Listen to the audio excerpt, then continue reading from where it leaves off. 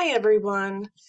I am going to explain the DSM-5 criteria for ADHD, attention deficit hyperactivity disorder. And I found that it was really important for me to also share my screen for you to be able to look at the actual DSM-5 criteria while I'm also explaining it. Because as you know, and that we've been looking at in class, there quite often is a lot of signs, symptoms, and behavioral manifestations that go into the diagnostic criteria. And I just want to make sure that everyone has the opportunity to be able to look at the technical criteria as I'm talking along with it.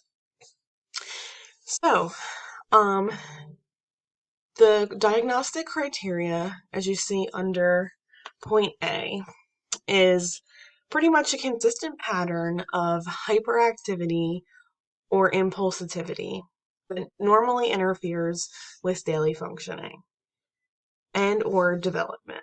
That is otherwise noted as one or two or both of these diagnostic criteria areas.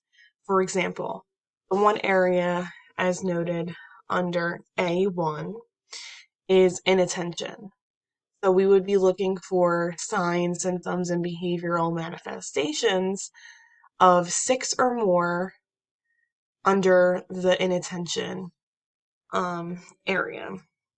And so we're looking for these symptoms to have been persistent for at least 6 months. So that is the length of time that we are shooting for.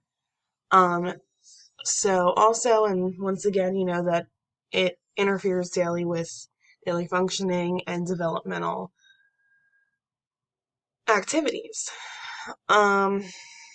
So it goes down to explain in 1A that a person would often have to fail to give very close attention or details or make careless mistakes in any type of schoolwork, their work at work, or during any other activities. And a lot of these examples would be overlooking and missing some fine details and leaving your work inaccurate at times. Furthermore, on 1B, we see that someone would often have difficulty sustaining attention in tasks or playing activities. So pretty much just keeping their attention focused on one thing, somebody speaking in a conversation, having a specific lengthy reading that they need to look over. And then keep going down in 1C, we would see that someone would often seem to not be listening when spoken to directly. So, for example, someone would be speaking to an individual and they would completely not be listening at all.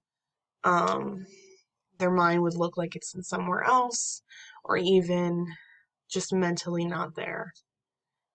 Going down in 1D, we're seeing that someone would often not follow through on instructions, fail to finish any type of schoolwork, chores, duties at their job. Maybe sometimes they're starting tasks and just lose focus so quickly that they're getting easily sidetracked and need to move on to another task that quickly in just a matter of not even a few minutes. And then we go down more, we see 1E someone would often have difficulty organizing tasks and activities. So pretty much like managing things in a sequential order. 1, 2, 3, 4, this is how it's supposed to go.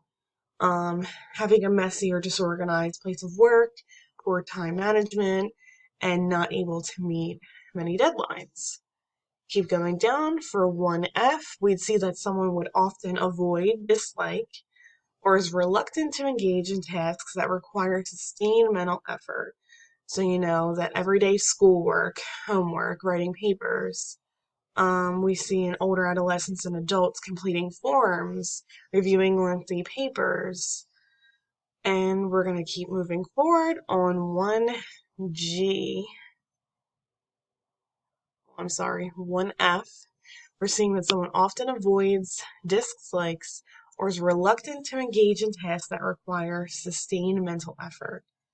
So once again, that also looks like, schoolwork, homework, etc. Going down for 1G, we're seeing that one often loses things necessary for tasks or activities. So just often leaving behind all those necessities. If you're going to school, you clearly need to show up with a pen, paper, whatever those necessities are. 1H, we're seeing that someone is often easily distracted by extraneous stimuli. And so for older adolescents and adults, this could include unrelated thoughts. So just something completely off task, off topic. And then going forward on 1I, we see is often forgetful in daily activities. Keeping appointments, running errands, returning calls, paying bills, and just being very forgetful. So in this area of criteria, once again, we would like to see 6 or more of the following symptoms for at least 6 months that are affecting daily functioning. And so that would give us the criteria to diagnose someone with ADHD. Also, we're going to keep moving down. There's another area that you would find 6 or more of the following symptoms in either this area of hyperactivity and impulsivity or in inattention, like I first explained. So looking ahead in the hyperactivity and impulsivity, once again, we want to see 6 or more of the following symptoms, signs, behaviors, manifestations, and this has to occur for at least 6 months, and that negatively impacts somebody directly on their social, academic, occupational activity. So keep going down, we see 2A. A person would often be fidgety or taps their hands and feet or squirms in a seat, just pretty much cannot sit still. 2B looks like often leaves your seat in situations when remain seated. So like in a classroom, for example, and a student is supposed to be seated for the most matter of the time. They're just not able to. 2C, we're seeing that someone often runs about or climbs in situations where it's inappropriate. And 2D, we're seeing someone often unable to play or engage in leisure activities quietly. And in 2E, we're seeing is often on the go, acting like driven by a motor. So they just need to keep constantly going. Very difficult to keep up with. 2F, we're seeing that an individual often talks excessively. And 2G often blurts out an answer before a question has been completed. Just pretty much cannot wait their turn. They need to get that sentence out or that word out automatically.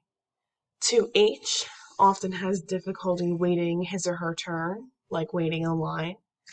Or 2I often interrupts or intrudes on others, butts into conversations, may start using other people's things without noticing.